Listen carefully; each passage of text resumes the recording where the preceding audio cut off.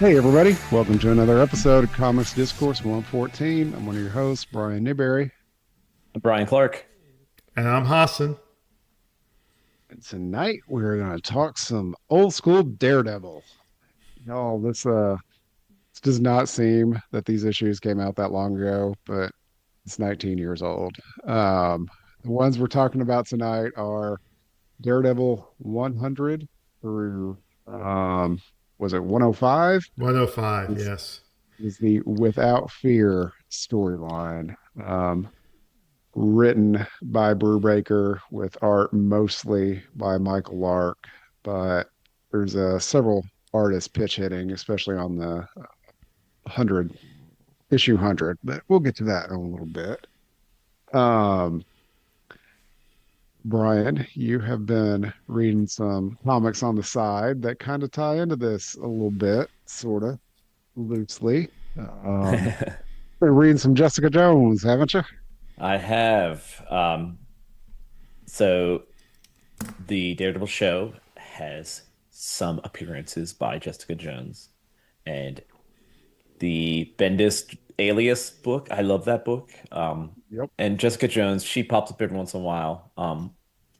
And mostly in little kind of miniseries, but um, I can't even think of how I stumbled upon this, but I think it was 2018. Kelly Thompson and Mattia did a two mini series, one called Blind Spot and one called Purple Daughter. But I read Blind Spot. They're like 45 pages each, so it's more like a six issue, or it's actually like a five issue because the sixth part is actually Prelude to Purple Daughter. Um, but yeah, that was super fun. We've got all kinds of cameos from Elsa Bloodstone, Misty Knight, Doctor Strange, Spider-Man, um, and it's really Jessica leaning into the PI aspect of her job, which is fun. It's got humor, it's got emotions, the art's really solid. So it's just on the Marvel app, and I thought that was pretty fun. Yeah, if I remember right, they were digital books for some random reason. I read them years ago. I don't remember the details. I think I remember more of Purple Daughter than I do Blind Spot. Um, it just seemed weird. Like they were really freaking good, but they just relegated them to these digital ones that they didn't say anything about. You just have to stumble on them. And I want to say at some point they might have published them because half this digital stuff they end up putting out as a comic at some point anyway. But I can't remember if they did a trade of these or what. But they were good, like surprising. I mean, it's Kelly. Like back then, I didn't. I like Kelly, but I didn't think of her like I do now. And these were really good. Wasn't this about the time she was doing West Coast Avengers as well? Yeah, it might have been right before that because she mentioned how she got like a DM from Bendis about working on this, and she was stoked. If you've read her Birds of Prey, like you understand that she has a good grasp of the characters and puts some enjoyable humor in there too, like banter between the characters. You get plenty of that here. Doctor Strange, he has like these snakes in the Sanctum Sanctorum, and they are like pervy. Yeah, they came about in like Jason Aaron or Mark Waid's Yeah, run. I can't remember which. Yeah. yeah. And they're just like up there, and they're always being creepy to everybody that comes in. And he's like, and then she keeps waking him up at like 10 a.m. and he's like all mad that like she's coming so early and it's 10 a.m. and he's all sleepy and in pajamas. And it's just, but he does all his normal Doctor Strange stuff, so it's not like he's like super out of character. It's just kind of funny. But her and Elsa are fantastic in this. They do some really fun stuff. I remember in the Purple Daughter, doesn't her daughter turn purple like the Purple Man? So Jessica, you said that's like at the end of this one, but Yeah, she turns purple like right at the end, and it leads into Purple Daughter that I have not started yet. yeah, Jessica's questioning um, a lot of things when her daughter turns like the Purple Man because things he did to her. But yeah, Brian, to your point, these are all every single one of them is double size, so it's really 12 issues between these two series. Hmm. They were really good. I remember enjoying them a lot. So, Austin, do you ever read them? I did not. Well, you should because they were I good. know. I was trying to look up why, and it was pre-COVID, so it wasn't. I thought it might have been COVID, but it was pre-COVID. I mean, 2019. To you guys' My point, guess so is they were just trying to bolster the digital offerings. And Jessica Jones is always like one of those characters that's like on the peripheral. So I think I don't know, when did the Jessica Jones show even come out? Maybe it tied in with that. I don't know. it came No, way I want to say it earlier was than well that. before that. Okay, that Yeah, makes sense. I mean, And I because think there was a Jessica Jones series, like comic series, right before this, like the year before too. Um, so I don't know, maybe they were just giving it a rest a little bit. But I do want to stress these aren't the Marvel Infinite comics because no offense to those, the quality doesn't seem to be there as much when it's an Infinite comic, especially the art when you're scrolling up to read the whole thing. These are just straight up like traditional comics in formatting. it's kind of like the Comicology originals, right? That's what they are. Basically, they just were in print originally. I just feel this is a separate conversation. Digital first comics outside webtoons, like comics, like the Vertigo comics that you talked about, Brian, those do really well online. But the regular traditional digital only, there's no buzz. No one talks about it because most people don't read comics digitally. I know you do, Brian, but I think most consumers, I think that's a small subset of the entire population that reads comics still reads them physical. So it's never, digital comics has never taken off like people thought it was going to. So All right. Anything else we want to talk about before we get to Daredevil? I will let's take that talk. as a no. Let's Go go ahead. into the. Let's talk about a little of the show before we get into the comic, though, because it All is a right. You show. and Brian have at it because we just have so many shows piled up. We've watched like one or two episodes of season one of the new Daredevil show. So, but y'all have at talking about season two. Yeah, so it's season 2 of Daredevil Born Again, which has nothing to do with the comic book Born Again. Again, I my pet peeve with MCU is they use titles of books that have nothing to do with the story that they're telling. I guess that's a James Bond did the same thing though. To be fair, but season 2, I've been enjoying it. I I don't know if it's better or worse than season 1, but it's probably the same. I call it CW plus. What I mean by that is it's the storyline is probably the same quality as CW, where there's a it's not as strong, but it is fun to watch. But I think the quality of the filmmaking is better than CW shows. That's what I call CW plus. But I've been enjoying it. Brian Clark, what do you think? Yeah, I think I mostly would agree with that. It's, the interesting thing about Daredevil's, he's a lawyer, so there's a lot of legal stuff going on. And Yeah. I hear a lot of the complaints is like, I get bored when he's not fighting, which, I mean, too bad. This is what half of Daredevil is legal drama. It, you know, Kingpin, there is a lot of similarities with the current world with what Kingpin is doing in this show. And so it hits hard. And, I think the born again part is he's Matt is getting beat down pretty well in this episode or in this season. Um, but I like him and Kingpin look so good, like when they're in their full garb, and there is a scene where they fight, and you're like, wow, this is nailed it. They absolutely nailed that. And my only gripe with all of this stuff, and it's the same gripe with MCU, is like, where is everybody else? Like, why? Like, New York has a lot of heroes, and they are just gone. Uh, I did mention you get Jessica Jones. She's it. That's it. That's the only one that has shown up. And Right. uh They could at least have Luke Cage, God forbid, Iron Fist, because I'm not a Yeah. big fan of the Netflix version of Iron Fist. I Spider-Man, I where is Spider-Man? Where is Punisher? Like, Well, Punisher was in season one. That's the other thing. He was in season one heavily, and then yeah. he is MIA in season two. I mean, I think my complaints of the show is generally a lot of streaming shows where they treat the show as a multi-part movie Mhm. versus episodic. I think, and I'm going to compare it to The Boys, which is also on. And I'm not going to spoil what's going on with The Boys, but I feel while The Boys is telling an overarching story, each episode is a story in itself. While Daredevil, I just feel is multi-parts, telling a longer story. It is, and I would say, it is also adapting Chip Zdarsky's storyline where the Kingpin did become mayor.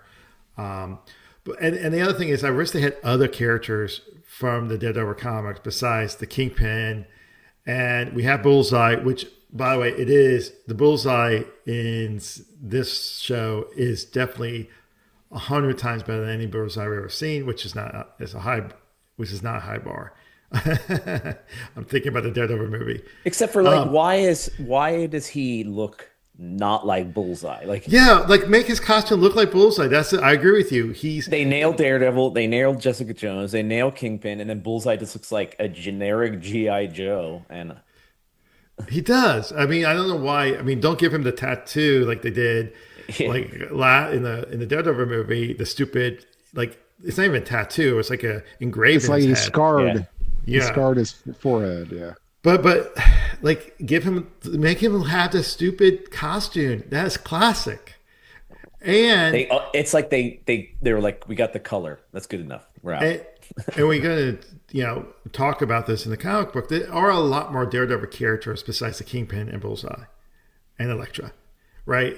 Frank Miller took on Daredevil around the issue 150 of the first volume. I think we're on volume 9 or a million. I can't remember.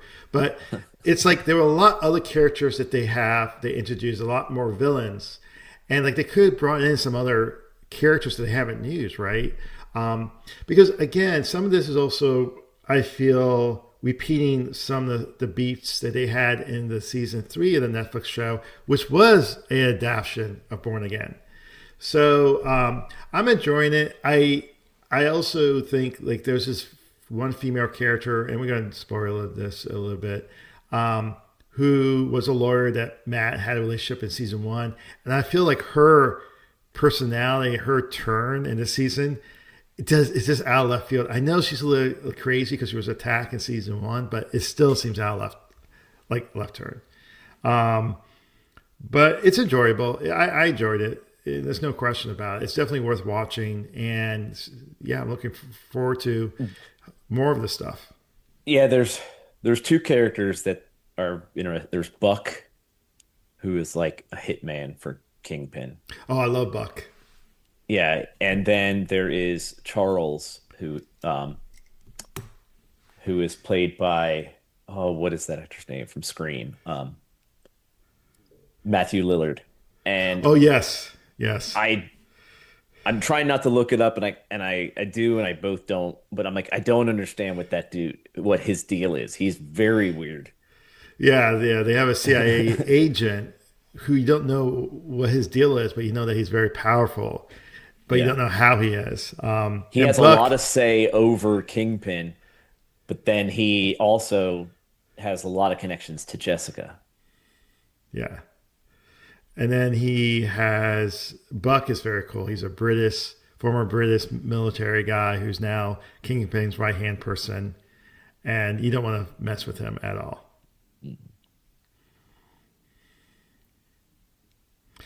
So no, I'm enjoying it. I just wish it was a little tighter and they could have done more episodic episodes. I agree with you too. Like Matt's a lawyer and he's barely lawyering in the whole show.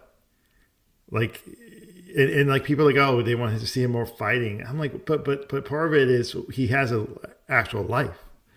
And also, by the way, just like stormtroopers, none of the police could actually shoot anybody. They can't have bad aim. Like there was a scene where they're breaking all these people who are illegally held, and none of these policemen could shoot anybody, right? They're shooting they're shooting around and no one got shot, which again it's a very Star Wars type thing with stormtroopers. But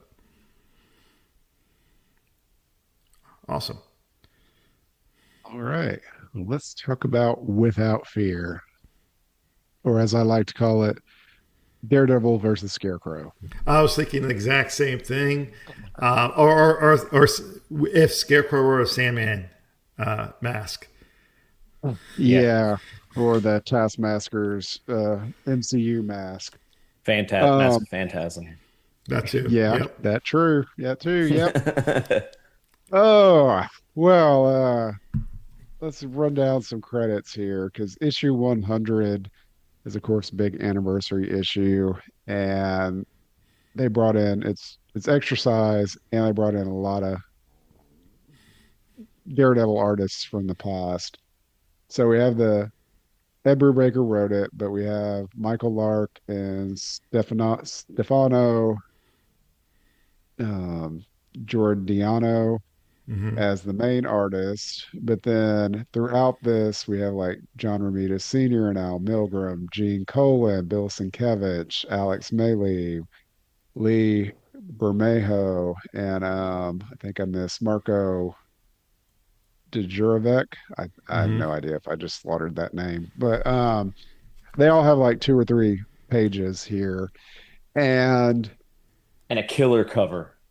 Yes. yes, uh, Daredevil and his allies fighting against all of his enemies, and then a whole ton of hand ninjas just to fill it out because Daredevil doesn't have that many like major named enemies. Funny enough, I don't think Mr. Fear is on this cover at all. He Um, is not. I don't think he is. I'm looking at but the trade. there's a plot device to work in all of these artists, which you kind of need because their styles are so different. This is a period of Daredevil where the art style was very, very gritty. Michael Lark really, it's not a light and happy book, and he really leans into it, very stylized. Um, but we're kind of set up with the previous issues. It appears that Daredevil's wife, Mila, was about to commit murder or did, and is being arrested. Now, a lot of you are probably like, what the fuck you mean? Matt's I, wife, Mila. I totally forgot about this Same. whole Completely forgot about relationship. her. I mean, and looking about it, putting these pieces together. It's like the 100th anniversary of Karen Page being killed, roughly, right? And it's like, dude does not get a break in his own series. Like he has the No. worst luck with women. I'm just gonna say he does, doesn't he? Yeah, and this is where they were like they've been tearing him down for a while, all through the Bendis run, all through the Brubaker run. And when we started reading this, it's like, oh fuck, I've completely forgot he was married to this woman. I had to look up what happened to her because he doesn't mention her anymore. He Yeah. mentioned Karen Page every issue of oh Karen, just like Spider-Man mentioning Gwen Stacy, even though he's married to MJ. Like you can't forget Gwen, you can't forget Karen, but you can forget your wife. Y'all know what happens to her? I can't No. remember. Please tell us. Um, Nothing more than we see at the end of this. Oh, that's okay. Apparently, yeah. So we'll get to it, but yeah, this is pretty well the last we see of her. Okay, That's okay, weird. that's what I thought. Okay, I Wow, think the she marriage had a is bad run. yeah. She got done dirty, and I have more thoughts that I will save on that till the end. But did think I read that their marriage was annulled um, after this. So He was like, yeah, Foggy, there's one more thing I did need he you to do use for me. Mrs. to annul the Yeah. marriage? Mephisto to do it. Yeah. Yeah. Um, so Mila is a blind woman.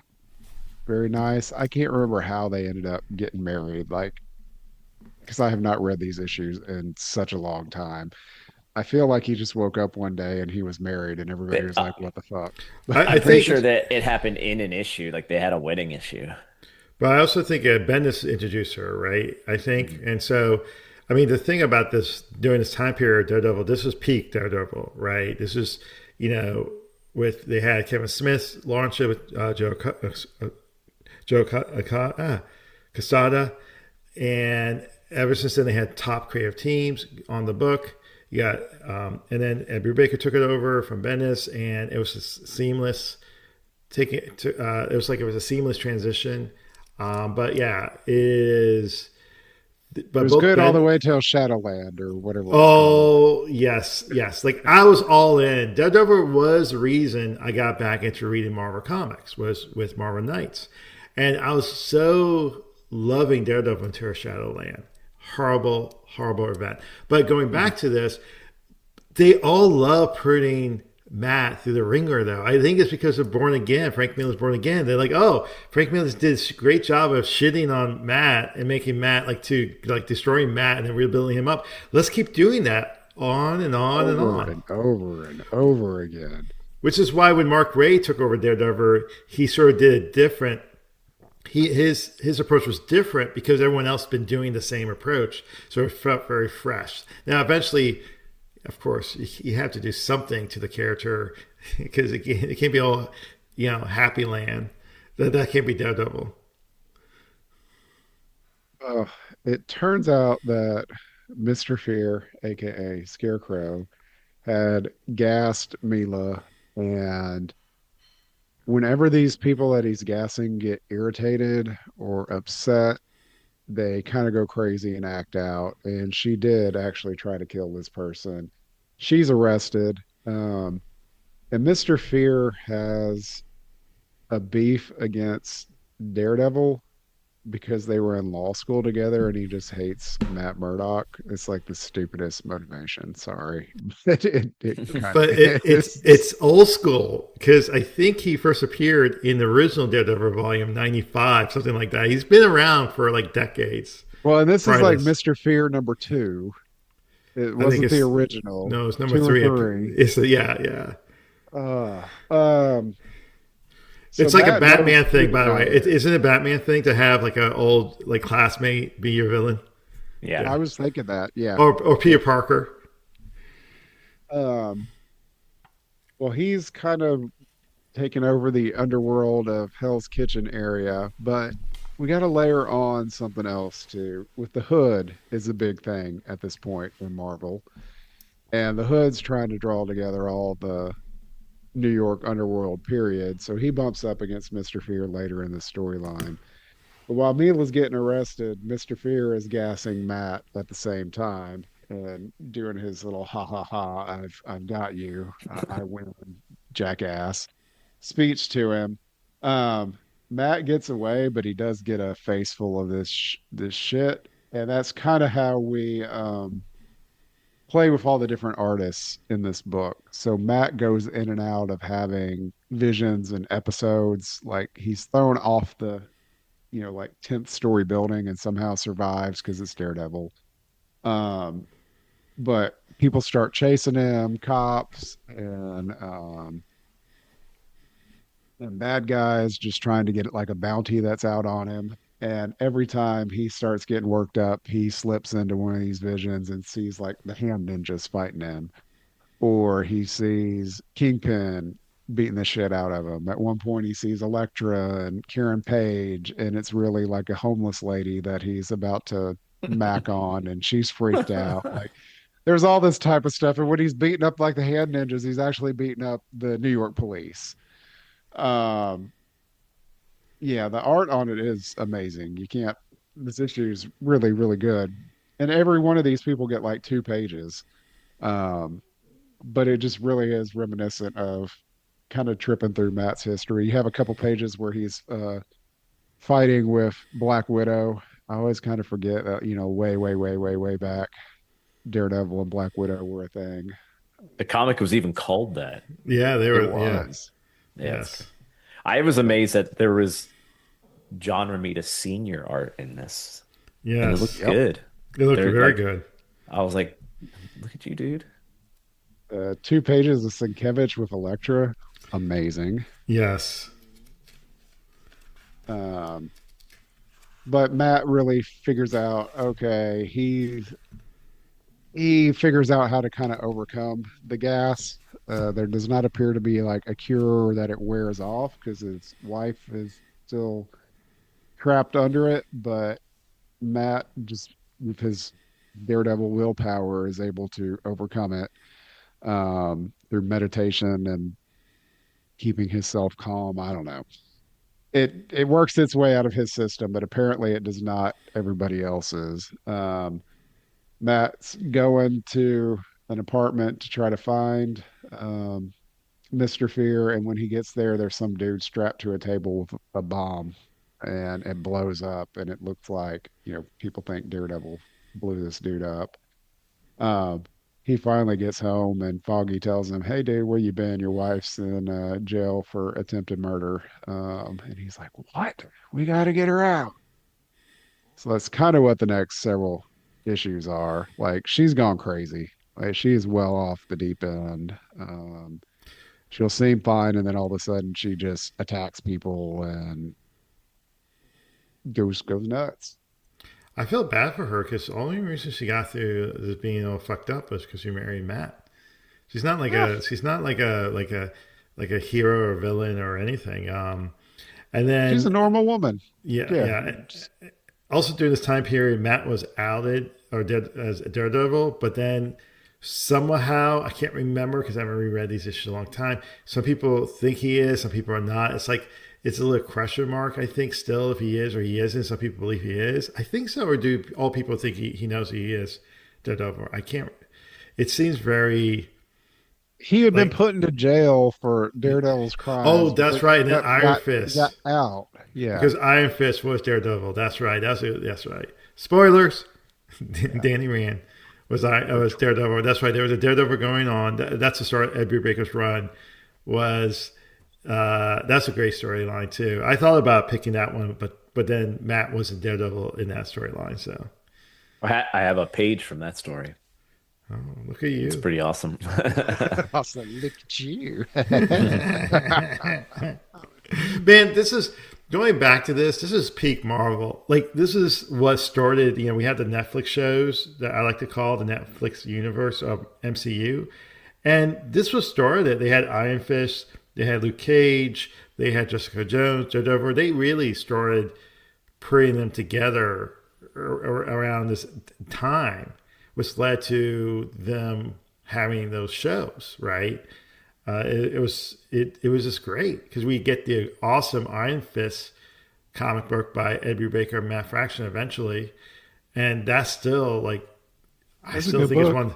Yeah, it's one of the best books they ever done together. So How do y'all feel about his relationship with Mila? Like personally, when I'm reading it now, I don't feel like he's still hung up on Karen because she comes across several points in this. I feel like he feels he needs to take care of Mila, but I don't get the impression like he's in love with her. he's a rebound really person. Yet who he married was his big mistake. I mean, Matt is really has a lot of emotional issues, and I agree with you. I mean, no one ever talks about no one. People have fans. Oh, Gwen Stacy's better than MJ. Blah blah blah, which is true, by the way. But no one's ever going to. No, I never heard no one arguing for her to come back and see she's the true Well, love of Matt's life, right? well, we completely forgot about her. Yes. I mean, of all his relationships, this is the one that I totally forgot. I mean, I feel like he wanted her to help him like become a normal person, and the whole time you're like, you're never gonna be. Yeah. And I Yeah. do think he cared for her, but it felt like he was taking care of her, not like they were in a romantic, loving relationship like that. Oh well, I'm sure they. No, Matt does like to be in the sheets with her, so I Oh, think I'm I'm sure. not saying they did. I'm just saying he didn't seem to have the emotional relationship with her like he did with Karen or Electra in any Yeah, way. no, no. I mean, like you said, they don't even mention her anymore. No. One thing we did not talk about. I thought it was cool that Brubaker brought in a little used Marvel character as one of the supporting cast during this run. Oh, Dakota Dakota North. North. Yes. Yes. Yes. I totally Very forgot cool. about that too. That was really cool. Dakota North was a character from the 80s that had her own like series, I thought, or was it a miniseries or Yep. series? I can't remember. And she's a private investigator. And it makes perfect sense to bring her into Daredevil book. I mean, she's a great supporting character. We don't see her anymore, right? Pops up every few years in some random panel or mention. But I think back then they were sharing office space. Her PI firm was related with his law firm. She always But reminds me of Mrs. Tree, that which is a independent comic book character, so similar, like a private investigator. But yeah, cool name too, Dakota North. I mean, come on, dude. They a should lot get of these, Dakota. They should get Dakota Johnson to play her. You mean Madam Web? No, I don't mean that's another character we should always forget too. a lot of these issues are trying to get Mila out of police custody. She's not released on bail. She has to have psychiatric evaluations. They actually end up putting her in a psychiatric facility when she attacks some folks. Because the drug, again, she seems fine, and then something will trigger her, and she completely loses her mind, and she doesn't remember any of this. And while she's in psychiatric care, Matt sneaks into the hospital and is like trying to teach her how to meditate through all this stuff at night, stuff he's learned from the hand and all his training and master sticks and all that stuff. But, it's not something he can just teach her immediately. He's no Um, Yoda. yeah, he can't just like mind dump it all in her. And Matt is slowly losing his grip on all of this because he's madder than hell and he's trying to find Mr. Fear and making him cure Mila. Well, I'm gonna bust out to the end.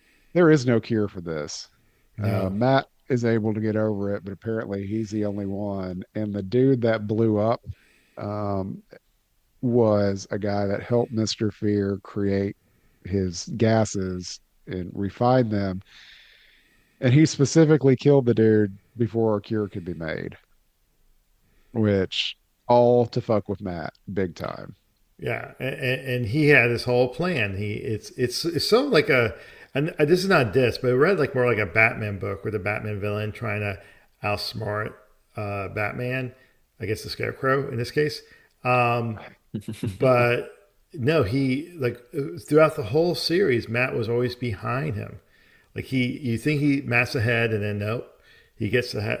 Nope, he was thinking all throughout the whole process, and all he was doing is to f f Matt, not even to win, not even win like the streets or anything, become the crime lord. His main objective was to screw up Matt. Yeah, because when the Hood confronts him for getting in on his turf, he's like, "No, dude, I'm not. All I want to do is fuck with Daredevil. Like, you can have all this. Just let me do this, and we're good." Um, this Mr. Fear kind of reminds me a little bit of Bendis's version of the Purple Man too, um, because he does have some sort of subtle mind control through his gases and that type of stuff. But there's a page like 3 issues into this. Dude's laying in bed with like 3 women that are just fawning all over him. And he's got all these people that are his staff that he's used the fear to be able to control all these people and Yeah, manipulate them. And he's very, very similar to the Purple Man in that respect, except he doesn't have that power innately. He's using these artificial means. And then he's training himself up how to fight so he can hold his own against Daredevil although when they that, finally do fight. although that doesn't go as well as he just like Matt trying to train his wife to meditate very overnight. He still can't fight as well as Matt. Matt is just a better fighter. But the other thing is he used some of the gas on himself to not have fear. So he's totally screwed up his mental state. It actually reminds me of the Detective Comics that run storyline that Brian Clark and I talked about this recently. Tom Taylor did a Detective the Lion, where it's about what would happen if you don't have any fear in you. You kind of behave differently if all fear was gone. So fear actually helps us like do things or not do things. Actually, it's also just like that Batman Dark Patterns story with the The guy that can't Wound, feel stuff, the the Wound wound Man. man. Yeah, I had to pause on that. The Wound Man, where the suburb folks can't feel anything, so they don't know how when to stop. So it's actually interesting that we've been reading these books that had some sort of themes to it, similar themes, and then this one's like 19 years old. Um, I did like the fact though that so you read these issues, this, and besides the flashback, or maybe not a flashback, it mental state of Matt in issue 100 where he's remembering, or like past interactions with characters like Kingpin and Bullseye. They're not in the storyline at all. At this point, Kingpin's off the table, Bullseye's off the table. They introduce Ladies Bullseye like earlier on in the storyline, and she comes back after this, but or the run, not this storyline. But I like the fact that they try and use some other Daredevil characters in the book rather than the same characters that Frank Miller always uses. That's super popular. That said, Mr. Fear, I mean, he is I don't want to say a lame character, but he doesn't seem as original as the other characters. All right, let me just lay it out here. We're going to get to it later, but I did look up what happens to Mila, Mr. Fear, and then this character we haven't talked about yet, Lily. It's pretty well the end of the road for all these characters. Like this is the big 100 episode, 100 issue storyline, and yeah, nothing.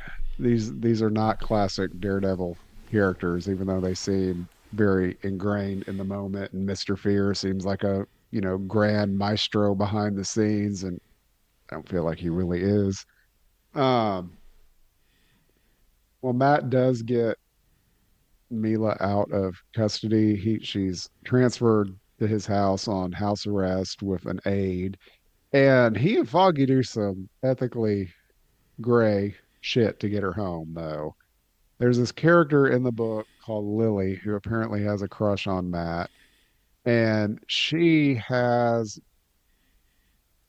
inadvertently been given some pheromone powers that work on men, and men kind of fawn all over her and are very suggestible, the things she wants. And they use that on the DA to get Mila transferred home.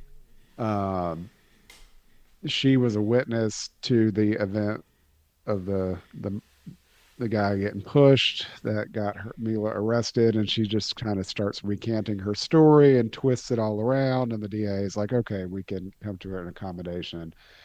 Um, she was also used by Wilson Fisk's wife for some stuff before this storyline as a little pawn too. Um, well, Mr. Fear ends up getting to her, and while Mila's home with this aide and Matt is out beating the shit out of everybody in town trying to find Mr. Fear, she goes over to the house and actually triggers Mila to have an attack, and Mila almost kills her aide. And so, of course, Mila's wheeled back to prison. Um, Matt goes after this Lily lady, asking her why she did this, and she's like, "Because Mr. Fear told me he could cure me, because she doesn't want this power." Mm-hmm. And we don't know if she gets cured or not because he was going to meet her after midnight after he met somebody else, aka the Hood. Um, but she disappears, and I looked it up, and we don't see her again Nope. either after this. Like she doesn't come back ever.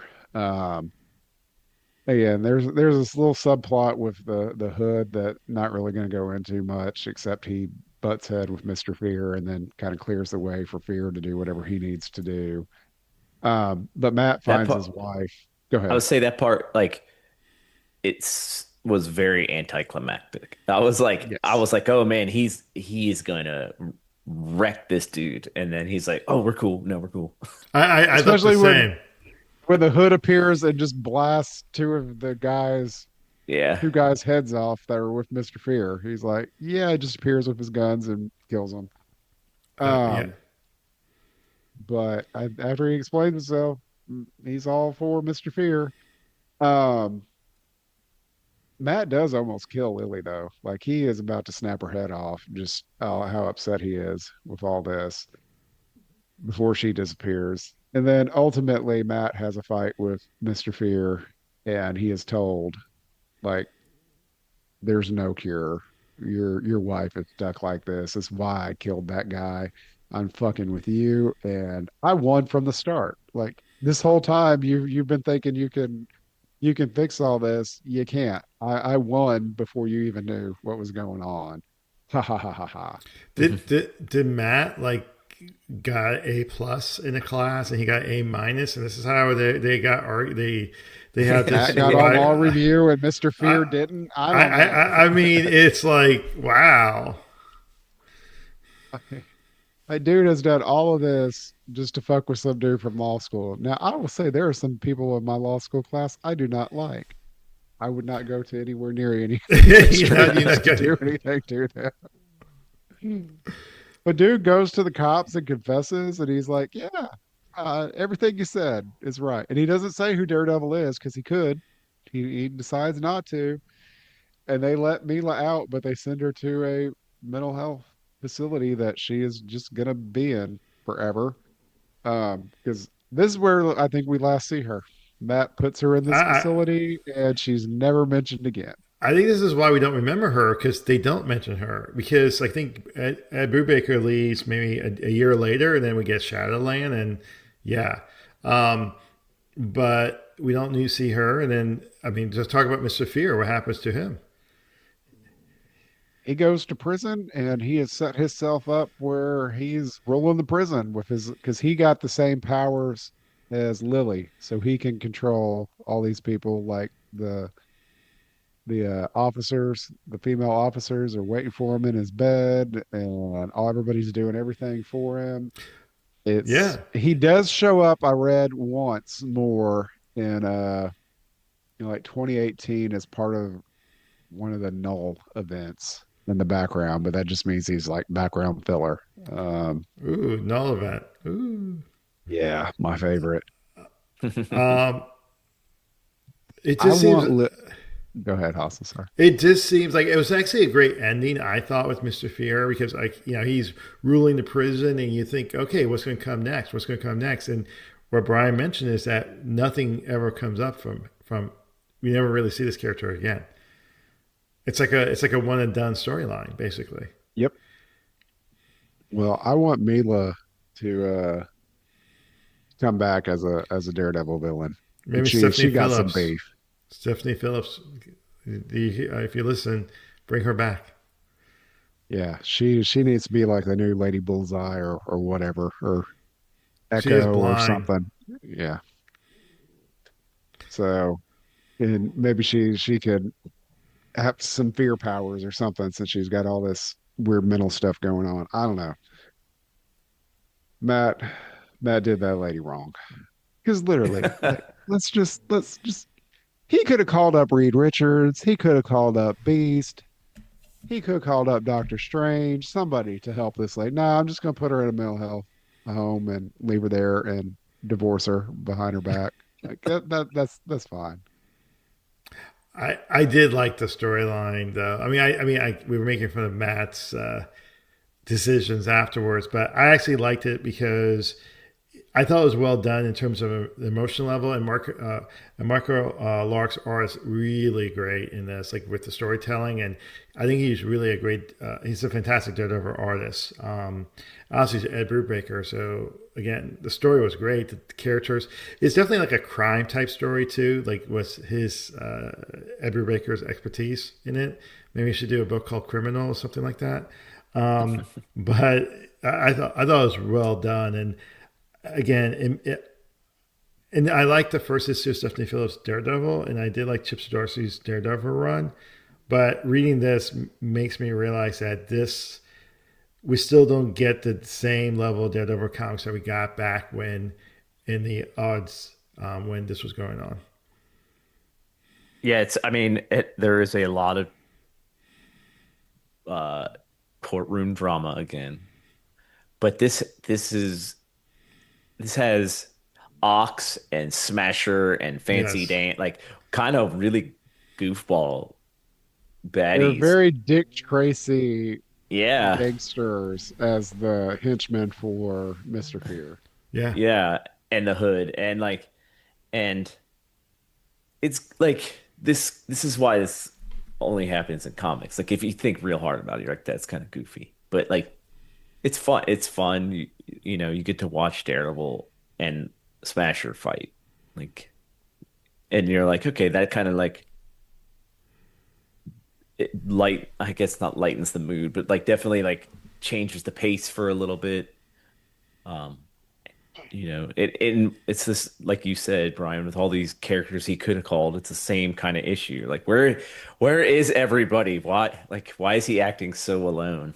Why Like, didn't he call Professor Xavier at the end to like go in her mind and fix her or some shit? Well, Like that's all I could think. Like this is back in a time when not everybody was Avengers and X Men, believe it or not. well, yeah, Daredevil wasn't. Smasher even called that out. yeah. right, But he was but soon. he Yeah. was, but at the same point, he did have his group of friends like Doctor Yes. Strange. Like he could, Doctor Strange and him knew like I call it the street level. And I know kind of people go, Doctor Strange is not street level. Yeah, he's kind of like He's right down the street. no, Yeah. that's my point. It's like he's like the non-adventure characters got together a lot more in the MCU or Marvel books because they were like, oh, we're not part of the elite Fantastic Four adventures. We got to hang out ourselves, right?